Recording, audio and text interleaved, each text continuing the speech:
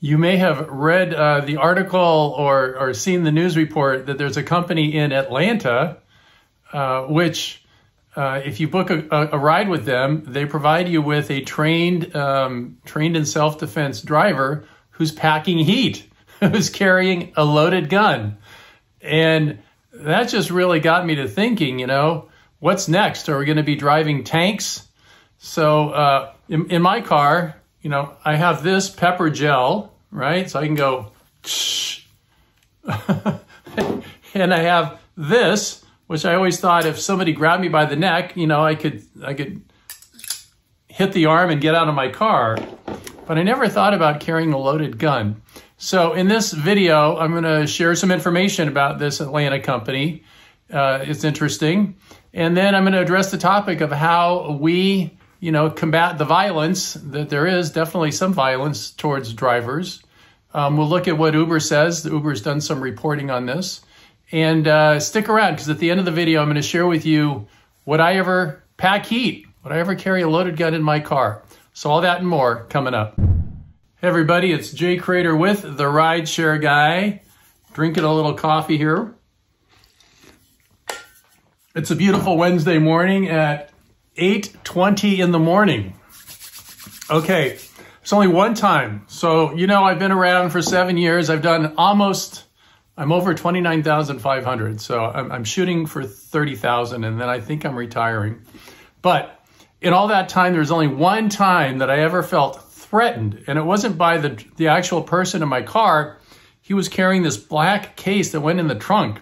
I thought he was a terrorist. We were driving over the Golden Gate Bridge. It all made sense to me that, this was his last ride across the bridge and I was the stupid driver that was driving him. That was the scaredest I've ever been as a driver. So what we're going to do, I'm going to share with you some information about the company that has drivers who are armed. I'm going to share with you some of the statistics about violence. And then I'm going to share with you my feelings about how far do we go in protecting ourselves. And I'll tell you the number one tool we can use, and it's not a gun, to protect ourselves as drivers. So let's get into it. Number one, drivers getting attacked. So according to Gig Workers Rising, which is a driver advocacy group, since 2017, there have been 50 drivers killed. All right. And just it's always in the news. You can't not see drivers getting, harassed, killed, stabbed, carjacked. Today I saw this. Uber driver carjacked at gunpoint while driving in Knoxville. Okay, so it's definitely happening, but how big of a problem is it really? So I went to the Uber website, and in June of 2022, so about a year ago, they did a second report on the violence, and it says our report shows Uber received 3,824 reports, the 5 most severe categories of sexual assault and misconduct. Compared to the first safety report, which covered the 2 years of 2017 and 18, the rate of sexual assault reported on the Uber app decreased by 38%. So here's the deal. Uber had 7.6 billion rides.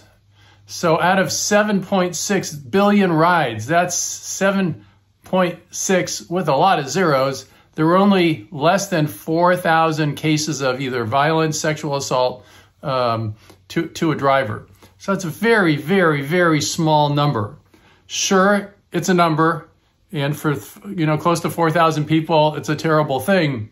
But the odds of something really bad happening are almost nil.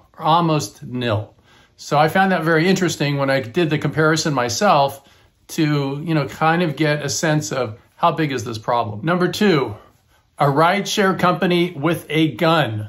All right. So I went online, and as you can see, the name of the company is Black Wolf. And their app has been downloaded over 90,000 times. So the owner, a gentleman named Mr. Kingsbrown, said business was going well. I mean, 90,000 downloads, and they've only been in business for a month or two. And here's a quote. Our drivers are military, law enforcement, those who have been in the private security world for over 5 years. That's the minimum we require, he said. They can see a situation brewing before it happens. It said in the article that they charge about 50% more than a regular Uber X ride. That seems pretty cheap. I can't imagine these highly trained professionals think that this is a good way to make money. Perhaps they're just retired and they're looking for something to do. I don't know.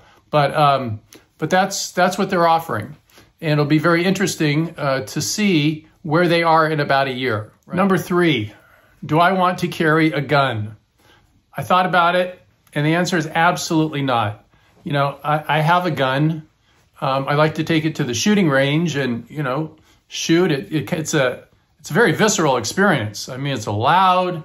It's, you know, it's got kick to it. You can see that it's, you know, hitting the targets, and it's a nice way to kind of get out any anger or any feelings you've got. It's very stimulating. But when I'm not using it, it's unloaded deep in my garage, and it's certainly not something I use for self-protection. So no, I would never want to have a gun in my car. I think unless I was trained for 5 years and really knew how to use it, it's more danger to me than it would help me. I mean, I really couldn't imagine, some passenger grabbing at me and I, turn around with a gun. It just doesn't seem like a smart thing to do. 4, is there a solution to violence? Well, this is not something I can really answer in this video.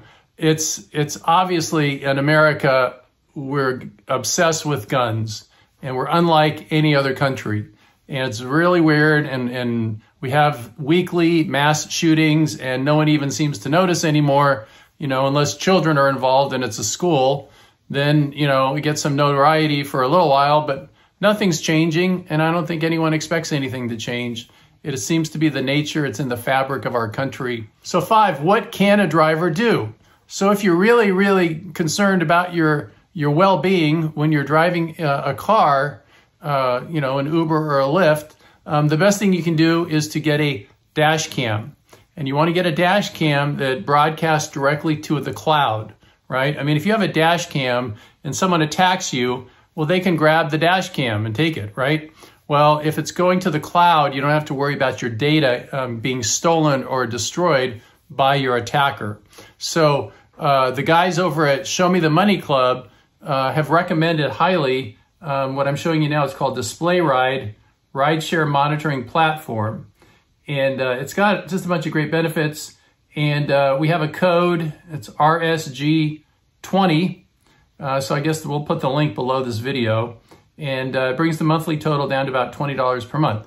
So for $20 a month, you can have quite a level of safety, because if someone is planning to attack you and they see that all of what he's doing or she's doing is being recorded, that's quite a disincentive to perform any acts of violence. Number 6, my greatest weapon has been my ability to just select my passengers.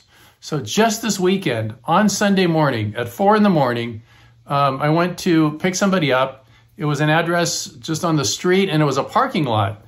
And there were like 6 guys at 4 in the morning, all, with beer bottles all over the place.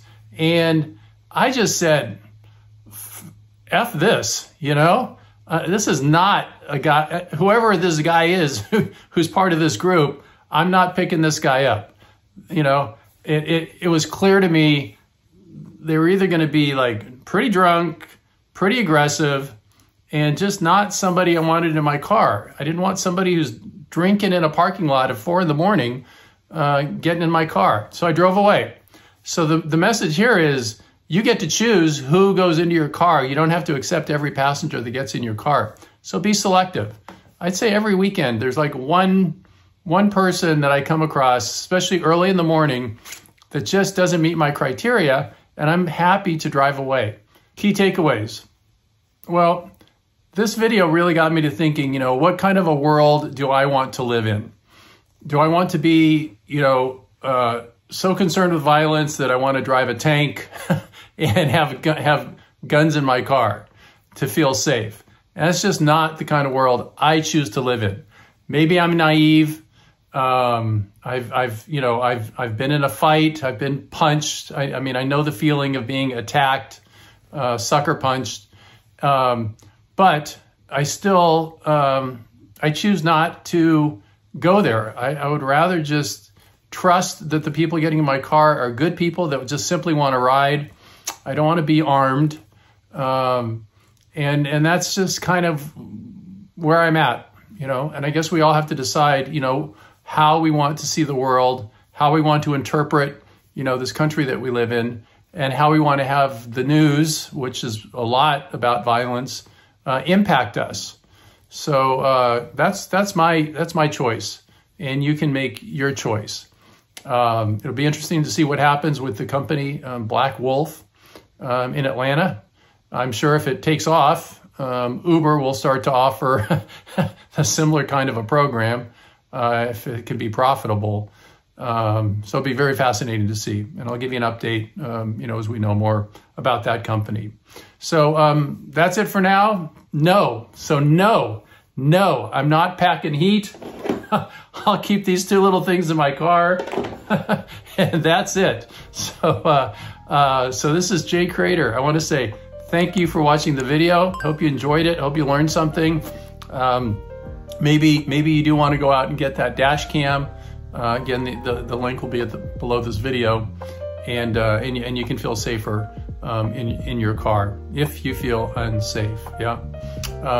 If you like the video, please give it a thumbs up. That allows more people to see it. If you haven't subscribed yet to our channel, subscribe. Join us. Every day we bring you a video to teach you more about this industry that we love, whether it's rideshare driving or food delivery, this gig economy.